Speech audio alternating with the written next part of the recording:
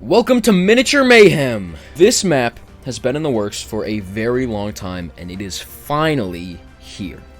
With this video, the cinematic trailer has launched as well, so if you haven't seen that, you might want to check that out. And more content from this map coming out over the next couple days. So, let's just get right into the details. What this video is going to be everything that the base viewer or player, somebody who's looking to play the map, is going to need to know. A more in-depth, deep dive look at the creation of the map will be coming out within the next couple days. So, Miniature Mayhem. Welcome to Miniature Mayhem. Just to be clear, we're on the spawn island here. There are two spawn islands, and we'll get into why in a second. But let's just read the signs here. This is a very compact miniature battle royale where fighting is fast and action-packed. Locations also vary from round to round due to the tide system. Now, the tide system is one of the biggest features in this game, and it's where most of the memory went, because it's a very small island that's at like 99,000 memory. I'm obviously great at keeping memory under control. As you know, Uncrackable is too high to publish memory-wise, and this is at the very peak. But we'll get more into the tide system in a bit. Let's start with shoutouts here. So, Landon13 created the Mayhem sledge. Landon's been in multiple of my videos in the past, and he like, the Mayhem sledge is a weapon in the loot pool, which is designed, it's a melee weapon designed to be used alongside guns. So it's supposed to be viable against people with guns. So it's a very powerful melee weapon.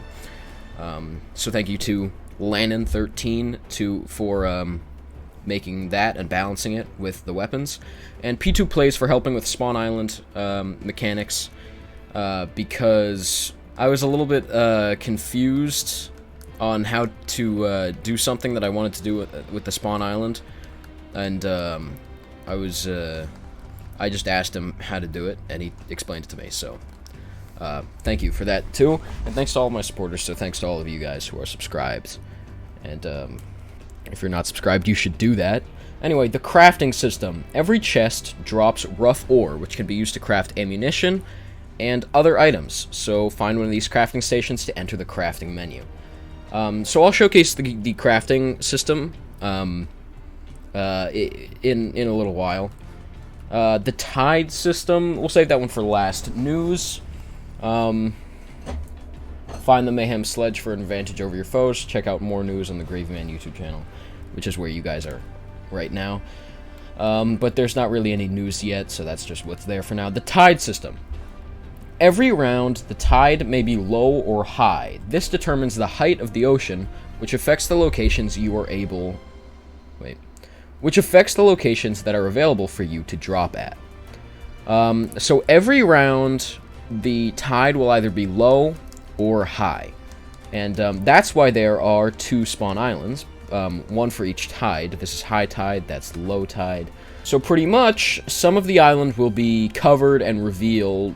Like, some of the island will be covered when the water level is high, but then new things will be revealed as well when the water is high, and vice versa. So let's go over to the actual island itself. It's going to look a little bit messy in the actual, like, creative thing here, because there's so many devices to make the tide system work. But you'll see here, let me flash a picture of the map on the screen for you there, so you can really see the whole thing. I'll probably have two pictures, one for low tide and one for high tide. So you can see here, hot air balloons is something. You can land in a hot air balloon, and do not land up here and drop down, because you can die to fall damage like that, okay? Don't do it. In testing, I've done that, and it was very annoying. One of these chests will drop gliders for you, so if you land in a hot air balloon, you will be able to reach the ground after that. So on the actual ground itself, we'll just go from top to bottom on this island, and then head over to the second part over here, and explore each location like that. So, up here is cabin. It's just one building, one cabin. You can come in here and loot up. And all locations are very small, because the whole map is very small. There's only 20 people on the map. So, next is a gorge. Is the location below. You can't really see because pontoon is there when the tide is high. So we'll just go over gorge. Part of it disappears when the water level rises. But, so gorge really is this part that just kind of goes into the ground. But the actual buildings over here are also part of the gorge location. And you can loot here. I don't know why I keep saying you can loot there. That's obviously the point of the location. So then here's pontoon, which replaces gorge when the tide is high. So it's a party boat, pretty much, is pontoon. So you can come in here.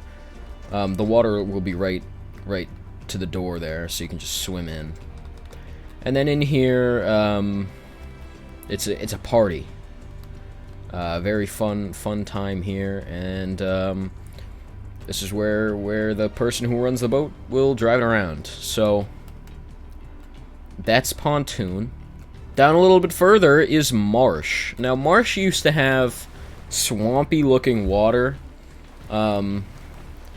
but Epic Games had other plans, because they went ahead and made it so that that water had a very glitchy hitbox. So, thank you, Epic. I had to remove that. I was trying to keep it in as long as possible, but it really just made this location unplayable. So, yeah. That's marsh. It's two lakes, pretty much, and a lot of nature there. Now, here is Lighthouse. It's just two buildings. There's a crafting menu there. A little lighthouse here, and a little shack where, you know, you can sell tickets or something for admission to the lighthouse, perhaps, to make money. Down here is Coaster, which this location is fully covered up when the tide is high, but as you can see here, it's the mine coaster is what this is called, and it's a little roller coaster that goes around this track in the desert, and that's about it. It loops around. There's two trains going on it. It's a fun place to be in the hot desert. There's a landmark here called Glistening Beach, because it's a beach. What kind of other landmarks are there? I kind of forget, to be honest. Over here, there's a landmark called, it changes based on the water level. Let's see. Lonely Canoe is if the water level is high, because the canoe from down here floats up. And then, I believe it's called just like Little Shack or something when the tide is low. Because then it just looks like this. Now, over here is one of the big locations that only shows up when the tide is high, which is Barge. Now, Barge, I've got some crazy stories to tell about Barge in the deep dive. This was an absolute pain of a building to construct, and it is huge. Definitely the biggest location. There are some bigger ones over there, but this is definitely the biggest one. Beastly Containers is a reference to gang beasts. There's probably more on that in the deep dive video. Then you've got all these crates lined up because it's like a cargo barge, so it's moving the cargo. So in here you've got control rooms, down here offices, and a bar, Sailor's Keep bar for the crew to hang out on. There is a crafting menu there, and on this side you can go down into the main ship area. There's housing here, so this is where you'll find the rooms where all the crew sleep.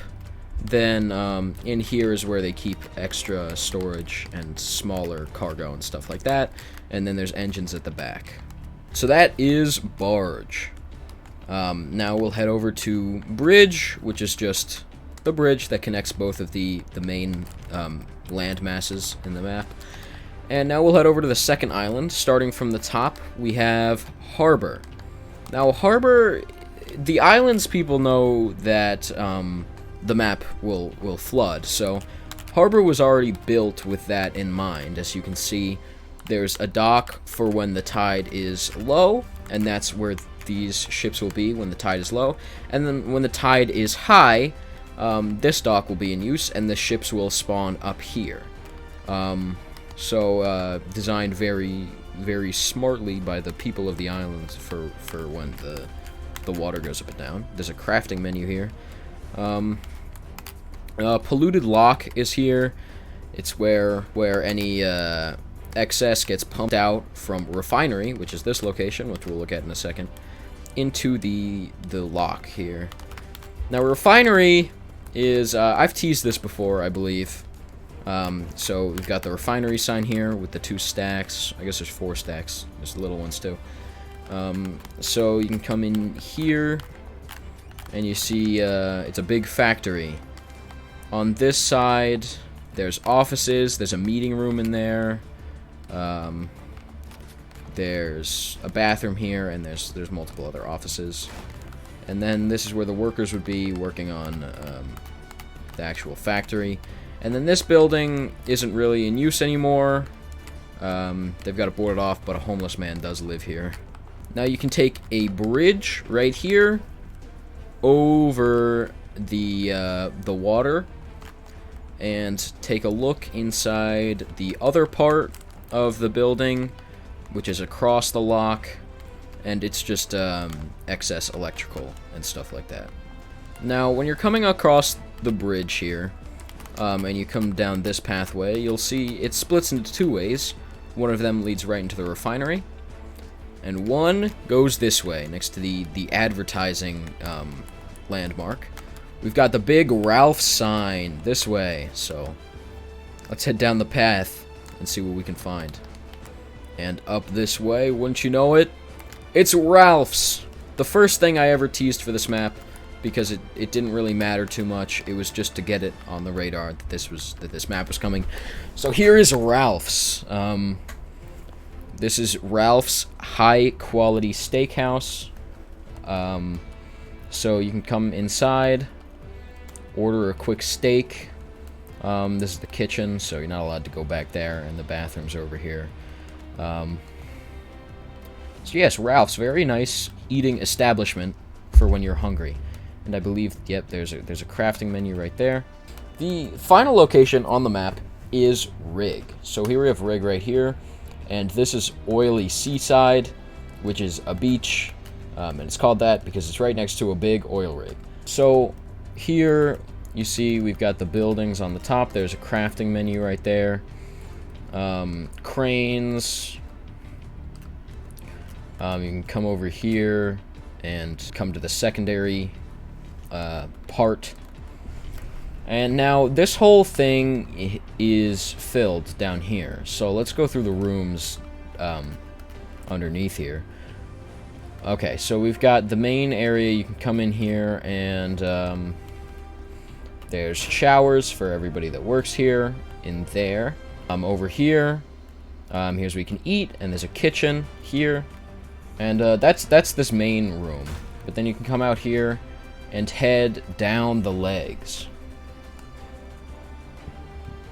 First up here, we've got the diving quarters, where divers would sleep.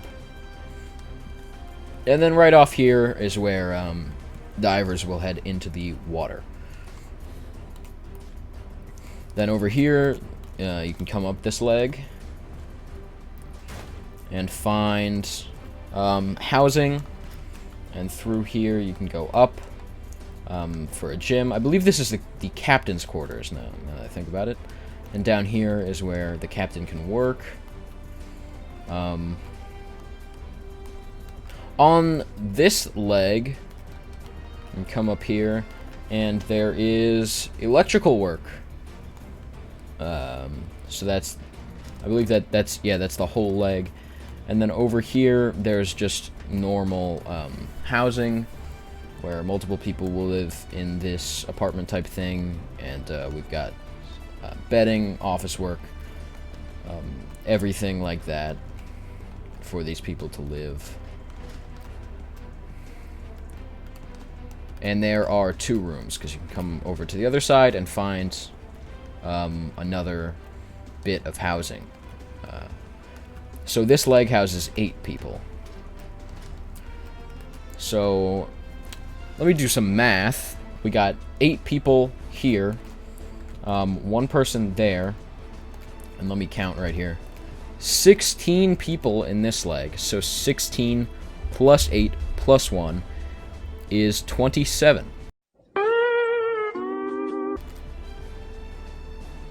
No. So we've got 25 people living here. Actually, I forgot. Wait, we've got this leg too, where somebody lives over here. So that's actually 2 people, 2 more people, 25. It's 27 people total that live and work in this rig. So that's every location. So let me start the game to show you the tide and exactly how everything goes down. Alright, so we start in a little box that says loading as the server decides which tide we're getting, and it's low tide. So you see the high tide island is gone, and it's 40 seconds, or I believe 50 seconds before launch, because I want to give everybody time enough to read the signs, so you know what's going on. Alright, so now quick choose a place to deploy to. So we'll drop. I guess you can see barge is not there, and pontoon as well is not there. Let's head over here.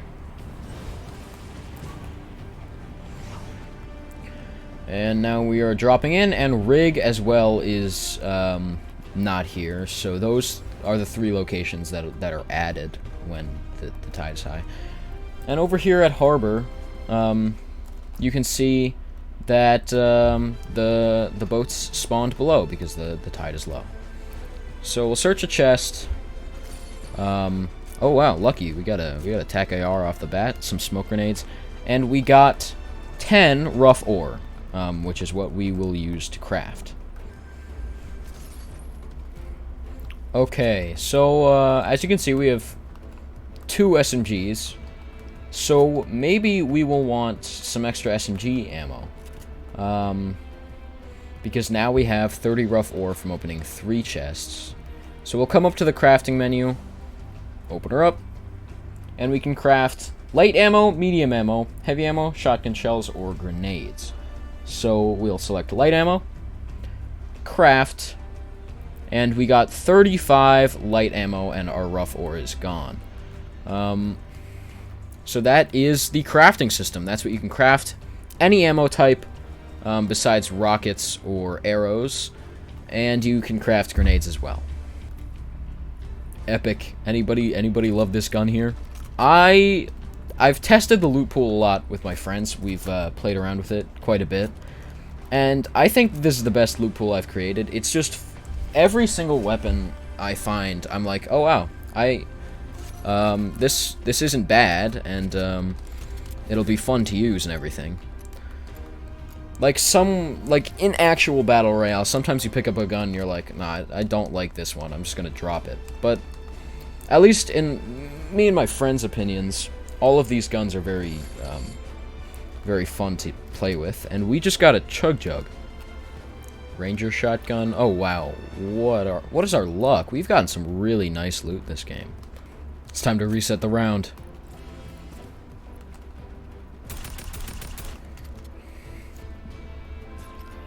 Okay, there we go. We got high tide. So as you can see, the water level is raising up. And there we go. Alright, so now you can see the map looks very different when the tide is high. So as you can see, like many parts are off limits here. Mine coaster, is flooded. And here we have Barge. It's there. Pontoon is there. And we'll fly over to the other side. And now you can see in Harbor, the boats are in a different spot. And Rig is there. So, now you've pretty much seen everything that you need to know. So if you want to know even more, then make sure you subscribe and turn on notifications so you can see when the in-depth video is releasing, and also gameplay so you can see how each game will play out exactly. So I am so glad that this map is finally out because, like I said, it's been in the works for so long. I've never worked on a map this long before. This is the longest I've ever worked, the most time I've ever put into a map. I mean, to the launch of a map. Like Uncrackable, I'm sure I've put in more time, but, you know, Uncrackable's been going for over a year. But this one's just launching, and I've already put so much time into it. So, if you could play it, that'd be awesome. Also, I'd really appreciate it if you used code GravyMan in the item shop. And, for even more support on my future maps, if you feel like dropping, like, $2, I think, on the Patreon. It's just $2. You get special rewards over there. Thank you all so much. And if you're excited to see more content from this map, drop a comment below. I should come up with a catchphrase, and I'll see you all next time. Goodbye.